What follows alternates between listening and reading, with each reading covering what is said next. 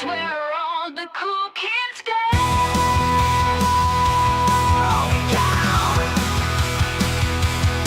The friendly info will show you around.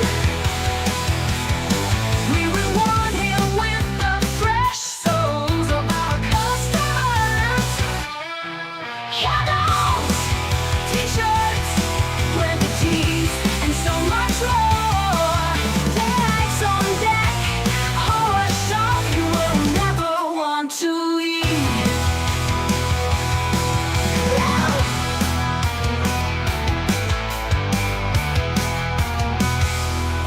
Your friendly info will show you around.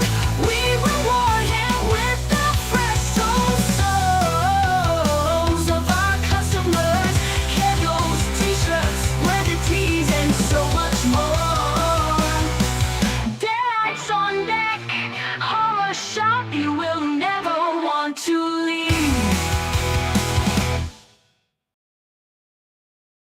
Hanging around with Dick. So many movies, which one to pick? Exploitation overload, crazy comedies, kung fu fun, horror by the pound. Hanging around with Dick. So many movies, which one will you pick?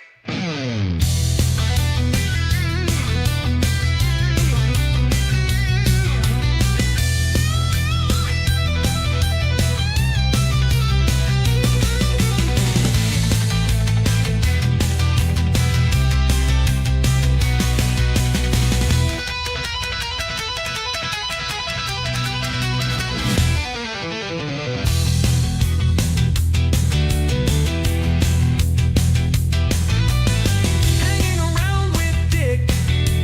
So many movies, which one will you pick?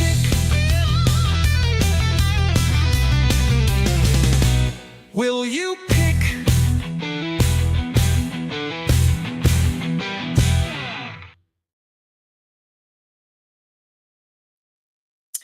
Howdy, gang, and sorry I'm so dark tonight. I'm probably going to have to get some extra lighting because since my desk's been moved around, when I start using that green screen, I'm going to need some backlighting behind me. Unfortunately, we have a outlet that's not really good back here, and I'm not wanting to use it because it looks like it's burned around it. Steve says he's going to replace it at some point, but until then, we need to be really careful. So hopefully, when I can stop using the heater back here, I'll be able to. Hey, Candace, I'll be able to have everything, hooked up the way I need to, because this heater cannot be hooked into a power strip. And silly me did not realize that. And I almost caused a fire one night because I noticed afterwards that the heater had melted the outlet where it was going into. And I was like, and I read up on it and I found out that these little space heaters pull way too much current and you're supposed to plug them into a wall outlet. So, hey, Russell, it's good to see you in here again. So anyway, hopefully, given time, it's going to get warm and it's going to stay warm, and I'm not going to be using this heater, so that I'll be able to plug in the light, so that I can have some extra lighting behind me. But anyways, to get on with the matter at hand, in just a couple of minutes, we're going to be talking about Frankenstein's Castle of Freaks and The Girl in Room 2A, two more Dick Randall produced movies from 1974. I'm on vacation this week, so hopefully I'm a little bit more alert as I'm doing these things, more so than I have been in the previous weeks. But let's get some housekeeping stuff out of the way, and then we'll get to these movies. So I have a new, uh, I guess it's a watch along this time, but it's going to be kind of like a mix and match type of show. Sometimes it'll be watch along. Sometimes I'll be coming on here and discussing movies that fit the description of childhood nightmares. So this Friday at 9 p.m. Eastern Time, I would be doing an extra special bonus watch along for Don't Go to Sleep. If you don't own this movie in any format, which nowadays this movie is hard to come by, like in a physical format, you can watch it on YouTube.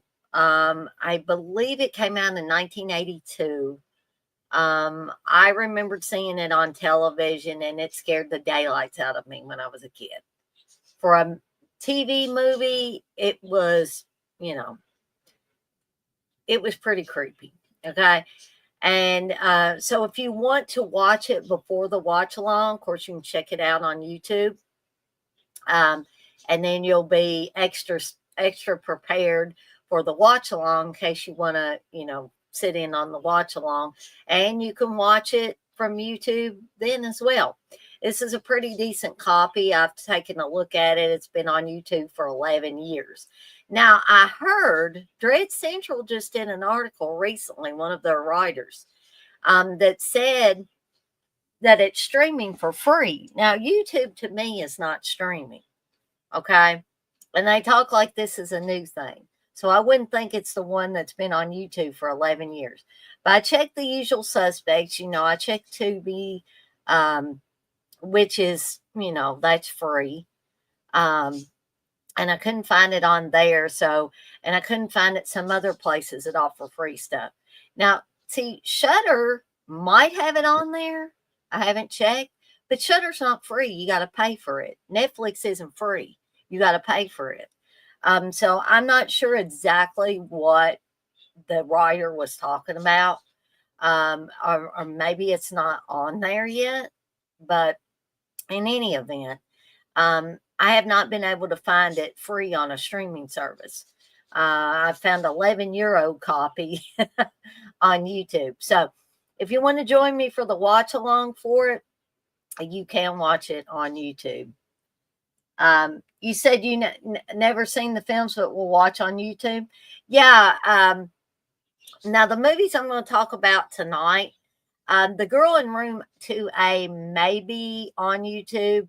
I know Frankenstein's Castle of Freaks, there is an HD version that I watched last night. And it was, like I said, it was a decent copy. But we're going to get to those here in just a second.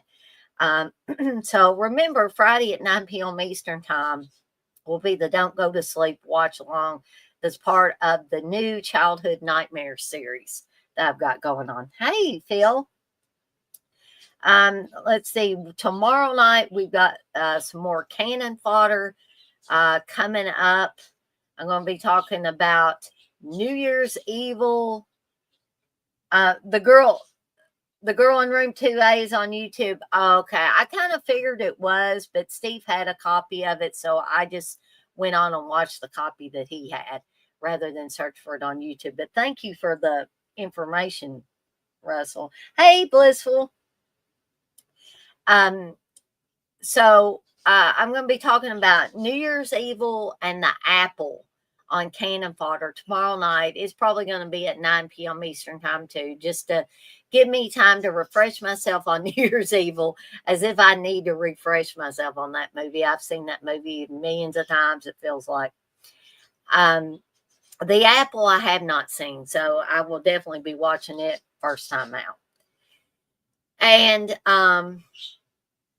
let's see, we've got another They're All Messed Up. This is actually rescheduled from last Thursday because I was just too wiped out from work to even think about doing a stream. And I didn't get to watch the movie. So it's going to be Four Flies on Grey Velvet, a Dario Argento movie that I have seen, but I want to rewatch it again.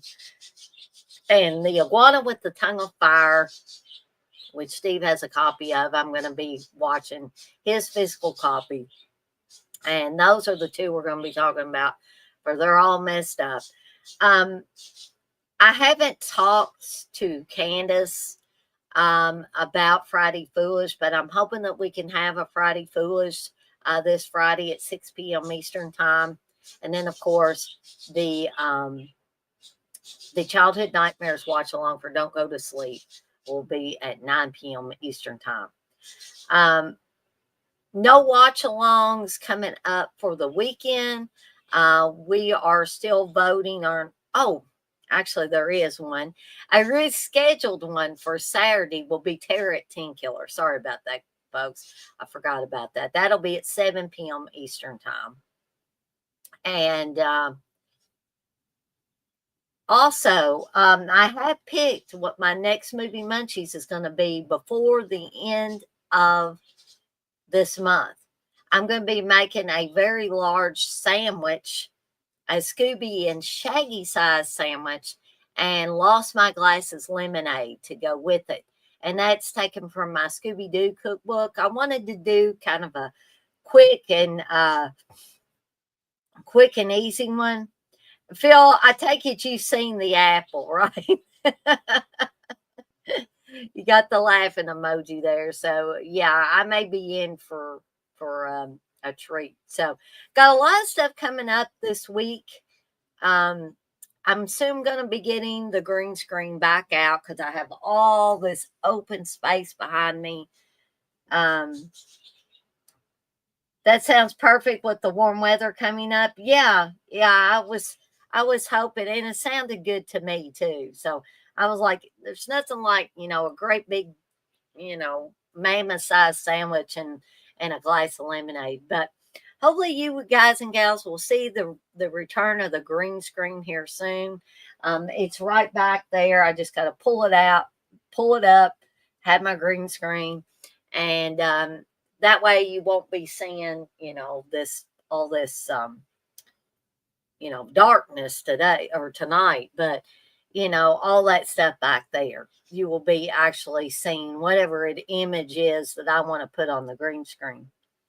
Well, Russell, that's the thing, isn't it? That's what we want to do. You say your food streams always makes us hungry. Yeah, I'm hoping that when I do these things, that it makes you want to make these things, And the same with the soup and jellos. That's why I give you the recipe and the ingredients and all that. And I've still got a soup and jellos that I owe you folks, that I've still got to get up there. Maybe I can, get that fixed up tomorrow and get it put on. Okay, I think that is all of the housekeeping stuff I got to get out of the way. Other than, be sure to hop on over, tell your friends and family members, because I do custom work as well. It's not just all horror stuff. I will do custom work for you. Over at deaditesondeck.com. Tell them Poe sent you. A Poe plushie is coming, folks. Just as soon as I can figure out how to make my model. And, oops, about to drop stuff. I do have my Blender 4.3 for beginners book that I'm going to be going through as well. And so be on the lookout for a Poe plushie to be coming soon. And if I get good at these plushies, heck, there'll be other ones coming, for horror characters and stuff like that. Maybe I'll make a Ash plushie and maybe a Thing plushie. The possibilities are endless once I learn how to make the patterns and stuff.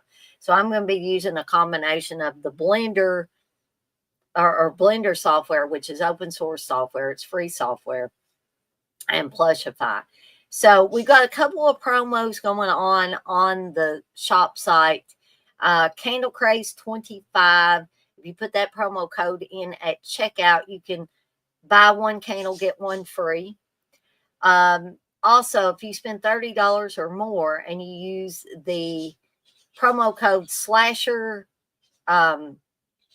Spring 25, will get you $10 off any order at $30 or more. So you can get one of those hard double features candle sets for $20 instead of $30. How's that sound to you folks? Okay. Russell, you say it's still cold in northern Ontario. Yeah, you're up north. So, yeah, we've been having the temperatures kind of been going up and down here in Kentucky. So anyway, without further ado, let's go ahead and get to these movies. So the first movie, like I said, both of these are from 1974. Is Frankenstein's Castle of Freaks. And this is a kooky, kind of sleazy little film. And it's a take on the Dr. Frankenstein story and the Frankenstein monster. Okay. But it kind of turns it on its ear a little bit. So you start out with seeing these guys attacking what looks like a caveman, a Neanderthal, or as I've found out in the last several years, it's actually pronounced Neanderthal. When I first heard it pronounced that way, I thought, are they pronouncing it wrong? No, actually, it was me that was pronouncing it wrong. So, a caveman, basically. All these guys are attacking him, and you're not sure if they just knocked him out or killed him. Evidently, it turns out that they've knocked him out. And I don't really understand why they dig up this young woman who has just died. Why they dig her up. I don't know if they put her brain, if they end up, Dr. Frankenstein ends up putting her brain into the caveman's body or what exactly happens. So they bring the dead girl's body and they bring the knocked out caveman to Dr. Frankenstein's castle. And all of a sudden he just says, "Who touched this girl?" Talking about the dead girl. And the little guy, I want to try to be PC here, but the little guy says, "I couldn't help it, master. I couldn't help it," and, so he doesn't die, but he gets punished. So Dr. Frankenstein's a little bit of an asshole. He, he's just not very nice to anybody. So he has other guys working for him, and he has again, I'm trying to be PC, but the guy is a hunchback. He has this guy working for him, and he has a woman that's doing kind of like the maid and cooking duties, and she works with the hunchback guy, and I think her name was like Olga or Helga or something like that.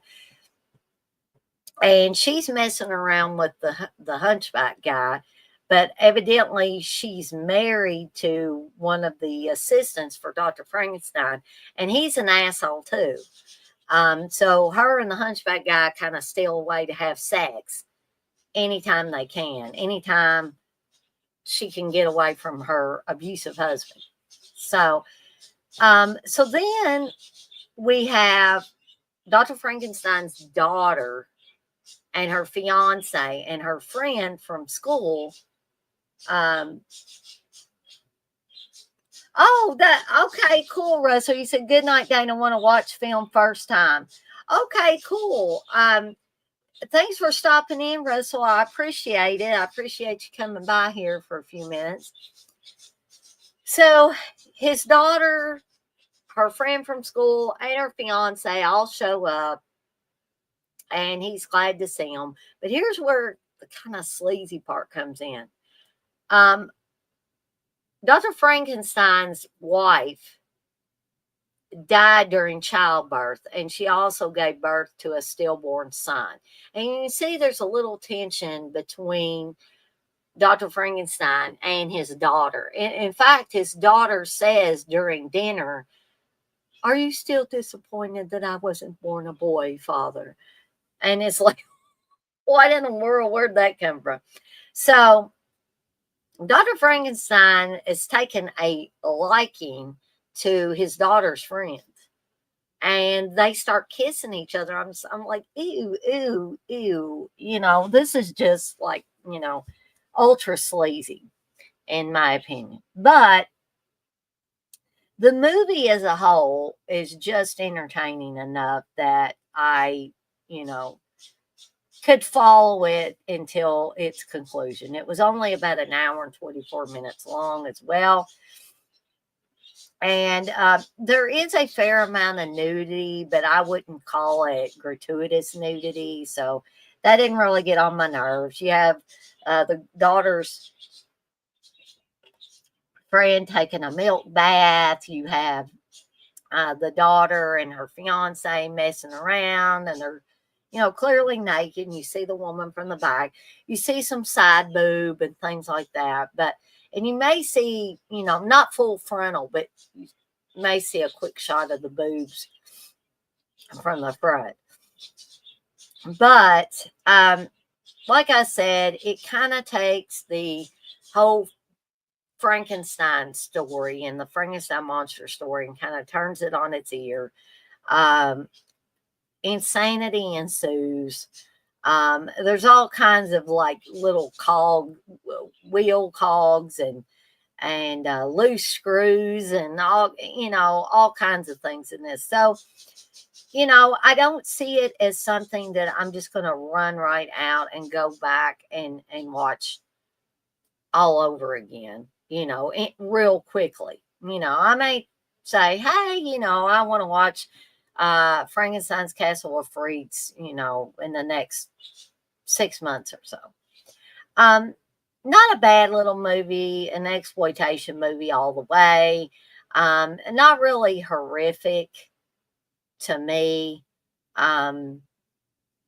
It has some similarities between the original Frankenstein story. And so, if I, not the greatest movie ever made, but definitely not the worst movie ever made. So I'm going to give it a review here. And I'm going to give this one 3 deadites out of 5. It wasn't fantastic, but it wasn't awful either. So I could recommend it for, just a little time waster on a Sunday or something like that. Or, Russell, he's gonna go watch it and check it out. He was probably afraid I was gonna give away the ending, which I am not. Usually I try not to give away the ending to these, in case there are those of you that have not seen them and you want to check them out at a later time. Now, let's get to The Girl in Room 2A. Okay. I was expecting a decent giallo. What I got was kind of a dull, slow moving, moody movie that I really don't see myself going back and watching again. Now, there may be those of you that have seen The Girl in Room 2A and absolutely love it. Steve said it was a giallo, but to me, it just didn't have enough oomph for me. And most giallos I watch and have enjoyed have a little more in that department. They hit you in the gut and stuff like that. So we have a woman who gets attacked outside of her apartment building, or maybe it's not an apartment. Maybe it's like more of a boarding house. And she evidently, we find out, stayed in room 2A. So she gets kidnapped outside of the house where she's staying. And she gets taken to a secluded place that's not disclosed. We don't even find out where this place is until near the end of the movie. And she's basically, stabbed a couple of times by a person who wears red gloves and a red mask. The wardrobe of the killer is definitely giallo-esque, okay? But for me, that was about the only thing that was giallo-esque about this whole movie. Okay, so then we see that this girl is killed, or woman is killed and thrown off a cliff. whoever's killing these people, these women, is making it look like they committed suicide. Okay. So we're introduced to another woman who turns out to be, I guess, our heroine of the piece. And she's just gotten out of prison. She calls it a women's jail at one point. She says it's not really a prison, it's a women's jail. And so she's going to go and stay in the same room, room 2A, of Mrs. Grant's boarding house. Mrs. Grant is this older woman who wants to talk about religion and stuff all the time. And it's just kind of, weird. Okay. So the new girl sets up shop in room 2A, but she keeps having nightmares, and she even sees the killer with the red mask and the red gloves and just basically red boots, red, everything. And she's also introduced to Frank, who is Mrs. Grant's son.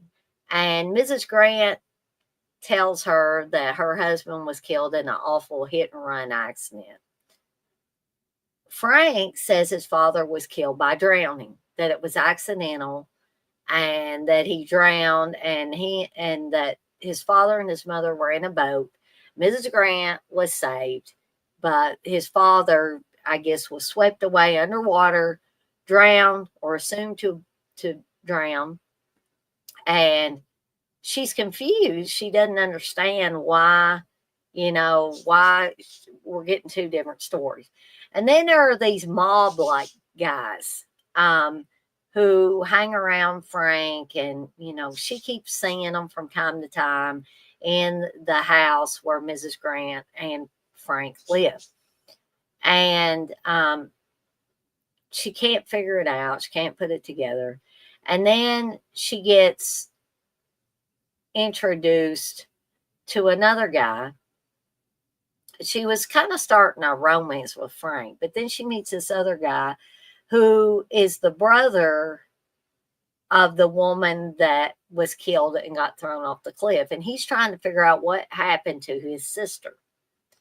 So they, kind of play detective and try to figure it out. And they find out about another girl who also stayed in room 2A, who's not dead, but she's in a mental hospital because they found her wandering around a farmer found her on the side of the road, not far from this place called Manzia or whatever. So keep that in mind, because that's kind of a clue. And all the while, the main girl has been talking to Rosalba Neary's character. And Rosalba Neary is one of Steve's favorite women from these movies. Thank you, Batman. And she has a very small part in this as someone that helps our main girl. I think the girl's name is Margaret. The Rosalba Neary's character helps her out. And evidently she's helped these other girls out to find a place to stay after they've had a bit of trouble. All right. So,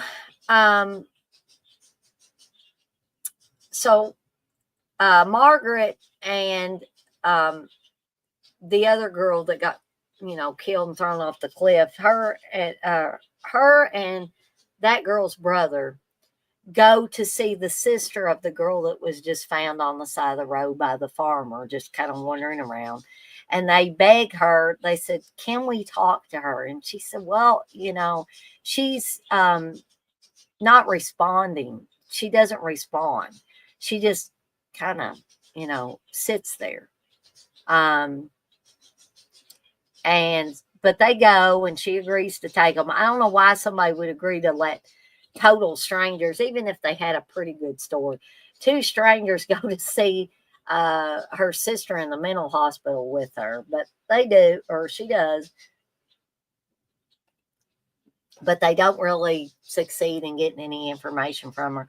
They also find out from the other woman's ex-boyfriend that she had been in a women's jail or a prison for a little while before she ended up at Mrs. Grant's house and staying in room 2A, before, her untimely death. So we're seeing kind of a theme running through these different women that stayed in room 2A. We still don't know why, these women are being killed off. Why is Margaret having these, nightmares? Why is she seeing this person in a red mask and red gloves running around? And why does she repeatedly have to mop up blood that's underneath this rug in her room? We see her at least 3 times cleaning that up. We find out later in the movie where that's coming from. But it turns out that Mrs. Grant is involved with a cult that is basically kidnapping all these women and, sacrificing them, I guess would be the best way to say it. But the person that's the killer doesn't really make sense to me. I'm not going to give away who the killer is in case you want to check this out. As Russell said, it is available on YouTube. Both of these are actually available on YouTube. I watched Frankenstein's Castle of Freaks on YouTube, but Steve had a copy of The Girl in Room 2A, so I just watched his copy. So, again, just too moody and plotting, even at an hour and 24 minutes. This one and and Frankenstein's Castle of Freaks were, I believe, the same time frame, just about. It just seemed a lot longer, and I actually fell asleep during it and had to run it back so I would, be clear on a couple of details. So yeah, this is not, you are more than welcome to watch it, to try it out and see, if you are able to get anything out of it.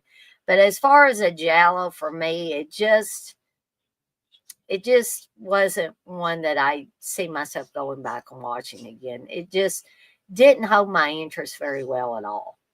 And so this one, at best, I'm going to give this 2 deadites out of 5. So I guess that is all from me for this time out. Be sure to tune in tomorrow night as I have another cannon fodder. And again, I'm going to be talking about New Year's Evil and the Apple. They're all messed up coming up on Thursday, hopefully. I think all these are going to be at 9 p.m. Eastern time. Cannon fodder should be at 9 tomorrow night.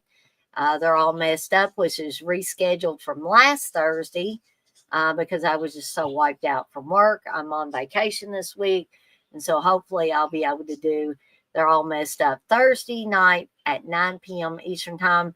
Going to be talking about Four Flies on Gray Velvet, which is Dario Argento film, and The Iguana with the Tongue of Fire. So what else we got coming up? Just giving everybody a little refresher. Friday, hopefully me and Candace will be able to have a Friday Foolish at 6 p.m. Eastern time. And then we've got an extra special bonus watch along taking place at 9 p.m. Eastern time on Friday night as part of the Childhood Nightmare series that I'm starting. Some of those will be watch along. Some of them will be just me discussing films. This is going to be for Don't Go to Sleep, a made for television film from '82 that scared the pants off me when I was a kid. Now, I don't think I watched it when it first came out because I was quite young in 1982 because I was born in 76, folks. I think that I did not watch it until it was maybe, in syndication and it showed up again on television. I'm thinking more along the lines of 1986 was when I actually saw it.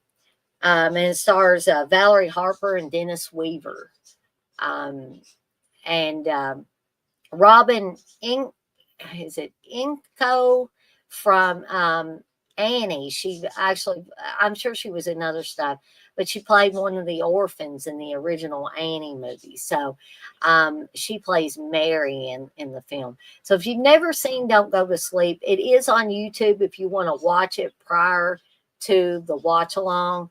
It's an 11-year-old copy on YouTube, but it still looks pretty good because I checked it out the other night. So if you want to see a movie that scared the pants off Dana when she was a kid, check this one out. And you can also watch it again when I do the watch along Friday night at 9 p.m. Eastern Time, part of the kickoff for Childhood Nightmares, a new series that I'm starting up. Saturday will be a watch along that had to be rescheduled from this past Saturday because I was in Nashville and I got back too late to do the watch along. So that will be for Terror at 10 Killer, and that'll be at 7 p.m. Eastern Time on Saturday night. And I guess that's all for me. I want to thank everybody that was hanging out with me in the chat tonight. We had a pretty good group here most of the time, and I do appreciate it. Anybody that was watching along but didn't feel comfortable getting in the chat, I want to thank you as well. Excuse me. And anybody that watches this on the replay, I thank you as well. And that is it for me for tonight. And I'm off like a dirty shirt. This shirt ain't dirty, but I'm off like one. And I want to remind everybody, as I always do before I get off of here for the night, to be kind to one another and blaze that trail. Have a fantastic rest of your Tuesday night, folks. And I'll see everybody next time.